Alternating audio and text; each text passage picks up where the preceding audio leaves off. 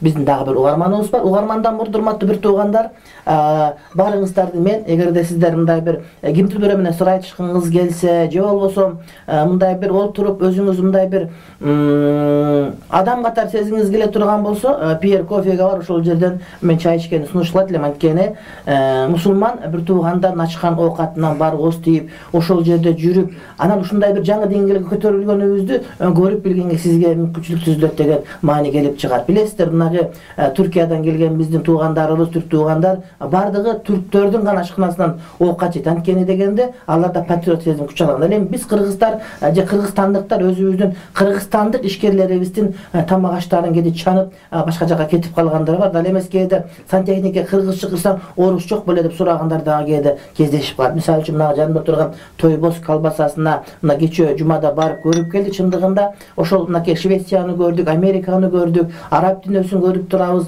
Орусияны көрүп жүрөбүз. Айтор ошол жерлердин өзүнөн көрбөгөн, ошолорго тең талашмак турсун, аларга үлгү боло турган деңгээлде ишкана экендигин өз көзүбүз менен көрүп, чындыгында ал жерге Алымдар кеңешинин төрагасынын орун басарлары Марс Бей менен мынагы Хабибулла Жубар, андан сырткары Алымдар кеңешине Фат бөлүмүнө Жигитал устаз барды, мен өзүм бардым. Айтор жон топ алып барып көрүп келдик.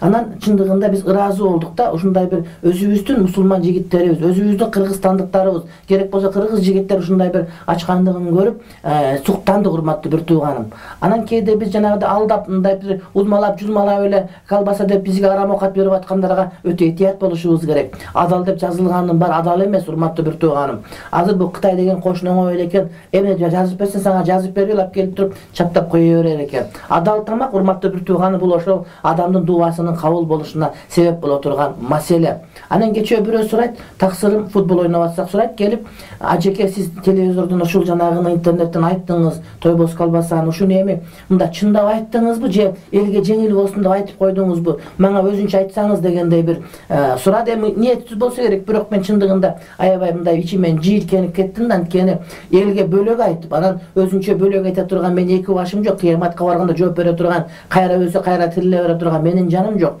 Эгерде телевизордон же радиодон же интернеттен ачык айтып аткан болсом, ошол купуядагы маселем мени урматтуу бир тууган, мына ошол маселе. Кээ бирлер түшүнүп калбаш керек. Ошол элге айтып кой, ошол жерден тыйын алып же башка бир нерсе кылып деген маселе эмес. Туура биз барып колбаса жеп, тамак жеп, курсак тойгузуп келдик, бирок ошону көргөнгө чындыгында мындай бир ата мекендик өндүрүш ушундай бар экендигине ыраазы болдук. Анан адамдар кээ бирлер соодагерлик десе эле алып сатып эле, пайпак сатып, ыштан сатып эле жүрүшөт. Эми булар деген соодагерлик дагы жакшы маселе, бирок урматтуу бир тууганым, мына мал чарбачылыгына кыргыз мал киндиктүү эл ошону өндүрүп, этин сатып, башка жака чыгарып, өзүбүзгө азык кылып берген мына ушундай ишканаларга биз сөзсүз түрдө көмөк көрсөтүш керек. Жана ошондой эле мына парламентте отурган биздин кыйын депутаттарга кулак кагыш, мына ошол жерде жанагыдай ун чыгаргандар бар. Ал жерде ошол ун боюнча мына жанагыдай эки чоң мындай бир магнаттар бар.